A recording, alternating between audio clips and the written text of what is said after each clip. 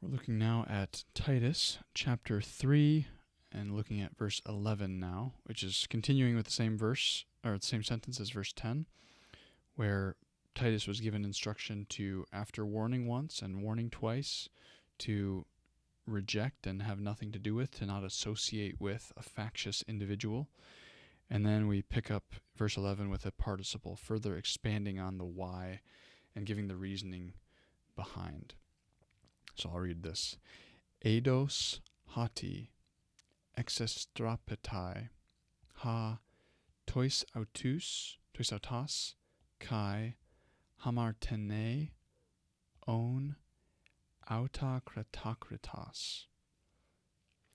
So this verse in the New American Standard reads, knowing, I'll underline as we go, knowing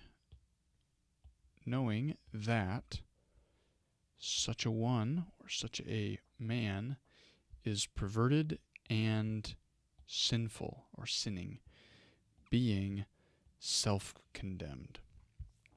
So reject this man with this in mind, knowing this. So this knowing is related to the rejection here. This is a participle, so this is something that's expanding on Titus's action here. So Titus, have nothing to do with this individual, knowing, and knowing what? Here's the hati of content, knowing that, and then what follows is explaining this. I have two verbs that both would expect a singular nominative subject, and what do we have but a singular nominative pronoun here, and then toyutas is a word that means such as this or such a one, of such a kind. When it's used substantively like this, it's of such a kind or such a one, such a man. So the NASB has man inserted here, which is, you could say such a one. I think perhaps the ESV is such a person, the LSB says such a man, and NIV says such people. Interestingly, they take a plural route, but such a man or such a person. And then this is functioning as the subject of both. So subject here. And what this is all under the content clause here, the hati. Knowing that such a person is warped, the idea of perverted is translated here, being corrupt. The Lunita says to have departed from the patterns of correct behavior and thus to have become corrupt.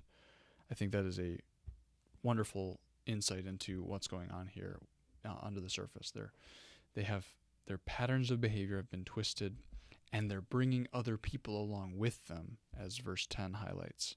So they themselves are warped, corrupted, and they are sinning. This other term here is a hamartano, to sin, to do wrong. So in their division and in their departure from the truth, they are sinning. So they've departed from proper behavior, they're sinning. And then hon, coming from the word ami, being, a participle, being, and then an ami, stative verb like this would expect a nominative to follow it, something that would be in the predicate there, the predicate nominative. And that's exactly what we see, is that the idea of self-condemnation is in view here. Being themselves condemned by one's own actions, pertaining to one who is condemned as the result of his own actions. So his own actions have brought his condemnation. He is living in a corrupt manner, believing things that are false and wrong.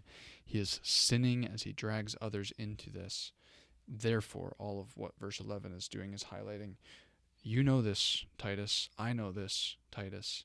So as tempting as it might be to turn a blind eye to this and to ignore the fact that we have someone on our hands who is corrupting, is himself corrupt and is corrupting others, he is himself sinful and he's causing others to sin in that, and all of these things providing the fact that he is therefore self-condemned. You know this, Titus. Therefore take action as was instructed in verse 10. So that is Titus chapter 3, verse 11, and that concludes the bulk of the chapter, or of the whole letter. What follows is a customary kind of ending to the letter, verses 12 and following. So we'll touch on those next, but this is really the conclusion of the main body of this epistle. So hopefully that was helpful, and we'll see you for verse 12.